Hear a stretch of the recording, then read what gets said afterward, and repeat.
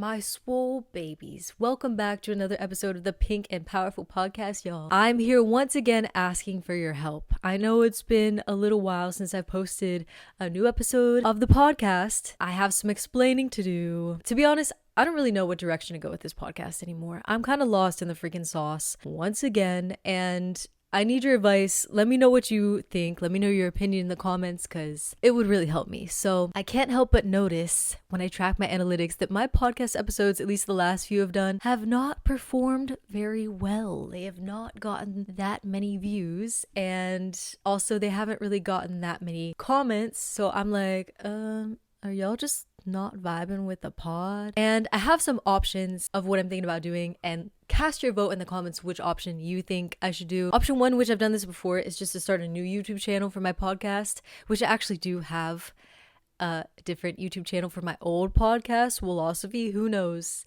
OGs will know I used to have that pod, and I kind of abandoned that. So I'd probably just take that channel and turn it into a channel for Pink and Powerful. I see a lot of other YouTubers doing that, so I feel like there must be a reason they're doing that, and maybe the reason is because it's just a different style of content. So people that watch your usual content are like, I don't really want to watch this. It's like too long or too unedited. So maybe I should do that instead. Option two is to only post my episodes on Spotify and Apple Podcasts and all the other streaming platforms that are more geared toward podcasts, which I do already. I already post Pink and Powerful on Spotify, etc. Or option three would be to just keep posting the episodes on this channel, which I don't really think I should keep doing because it doesn't seem like people are that interested in them. Or option four would be to quit the podcast, which I'm not a goddamn quitter. Don't get it twisted. However, the only reason I do this podcast is because I want to help women and femmes. This Pink and Powerful podcast is for women and femmes. And sometimes I don't really know if it's helping them, honestly, because if it's not performing that well, it feels like it's not getting that many views and nobody's really watching it. It's like, okay, does nobody really care about the podcast? If nobody cares and it's not helping them. If my podcast does help you, for any of the episodes have ever really resonated with you and you're like, no, Mama Swole, I love your podcast, it really helps me, please let me know in the comments, because I have no other way of knowing. Even if you're a serial non-commenter, please let me know, because I need to know, or else I might have to abandon this podcast as well.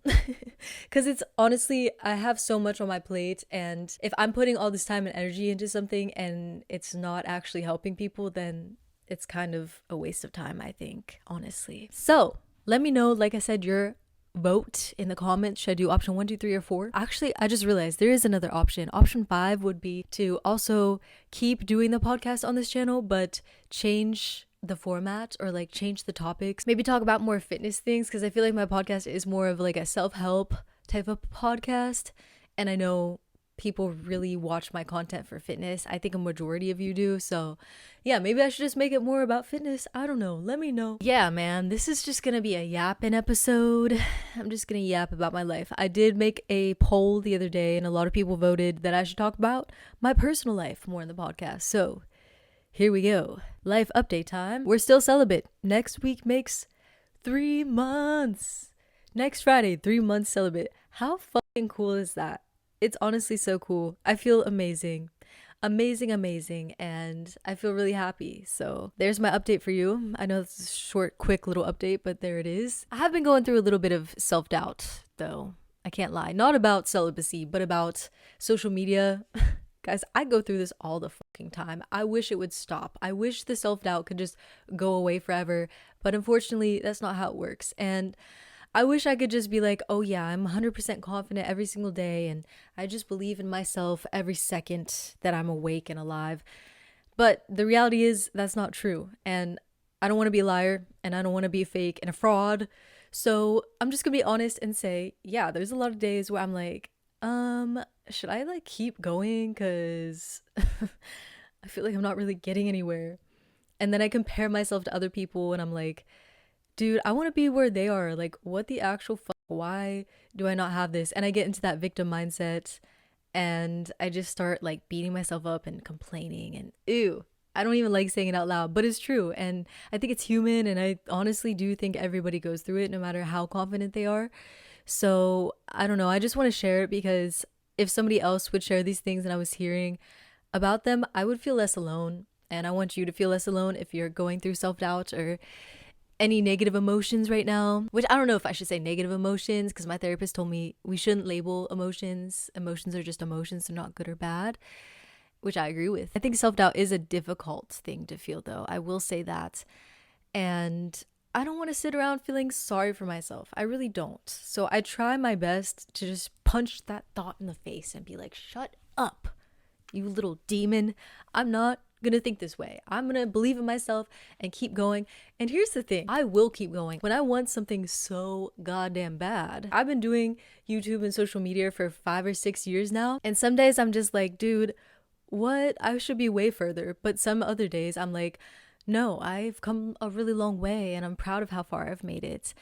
Like, I literally started this channel with 0 subscribers, as everybody else does, but built it from the ground up, and I think I should give myself more credit. It's just hard when you want something so bad and you have a dream. Like, I have a dream of doing this full time, and it's weird because sometimes with YouTube, and I think with a lot of industries, like the music industry, for example, when you want to make it big, sometimes you have to make music that you don't even really like, but the label will be like, this is what people want to hear, so you have to make this music. And I feel like it can be similar with YouTube. Like, sometimes I see big YouTubers making videos that I know would go viral and get so many views, but I'm like, I don't want to make those videos though. I don't think that would fulfill me. And unfortunately, the videos I think I had the most fun with are vlogs, which are the videos that are probably the hardest to grow from. And I don't know, I hate feeling stagnant, I should say, because I think sometimes I feel stagnant, but I'm not actually stagnant, because I know even if my subscribers aren't increasing the way that I want them to, I'm still growing in so many other ways, especially internally. And I want you to take that with whatever your dreams are, because maybe you don't want to be a YouTuber, but maybe there's something else you're doing and you're like, dude, I'm not seeing progress. Like, what the actual fuck? I'm not growing, I'm stagnant. But think about how much you're growing internally. I know this sounds so cheesy, but it's true, because when you're pushing and being tenacious and you're not really feeling like you're seeing progress, but you keep going, that's building you so much internally, mentally, and it's making you a lot stronger, and it's making you so resilient. So I know that I'm growing more and more resilient by the day. And I think that is honestly priceless. Like, there's nothing that can give you that besides just grinding through. You can't buy resilience. You can't buy strength, honestly. At least internally, you can't. I've grown stronger in a lot of ways. And one of those ways is also, to bring it back to celibacy, being alone, because I think so many people are scared to be alone. And I myself have gotten this quote unquote insult from misogynistic, terrible men, especially online, because God knows they won't say it to my face. They would never. And they're like, oh, you're gonna die alone. Enjoy your cats. Oh. When, first of all, I'm a dog person. Second of all, even if I were to go out alone, that's better than going out with someone that was awful to you.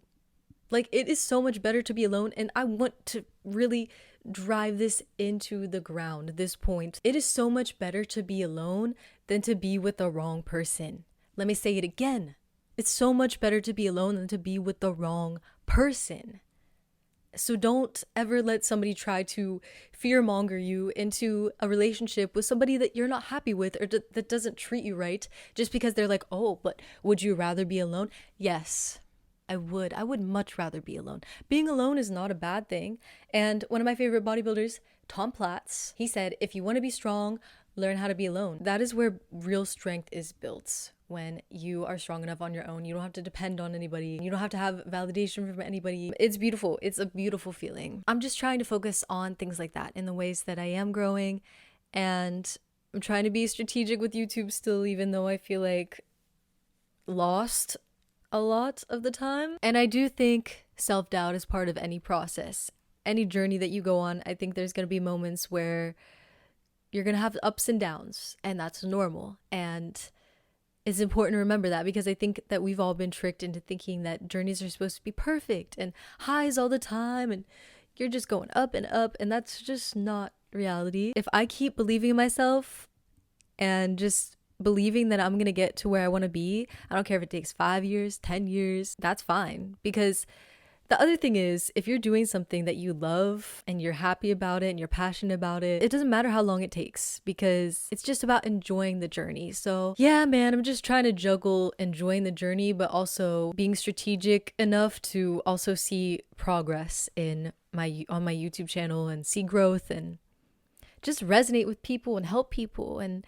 be someone that people can be inspired by. That's what's been going through my noggin lately. I know this was a quick little episode, but I just wanted to ask you guys for feedback about what I should do with the podcast and talk a little bit about my personal life, because I said I would and I keep my promises. So let me know in the comments what you think I should do about the podcast. Let me know what journey you're on right now and how the highs and lows are going. If you have any advice of your own for people that are feeling self-doubt, put it in the comments. Go watch the last episode if you haven't seen it, and I'll see y'all in the next one.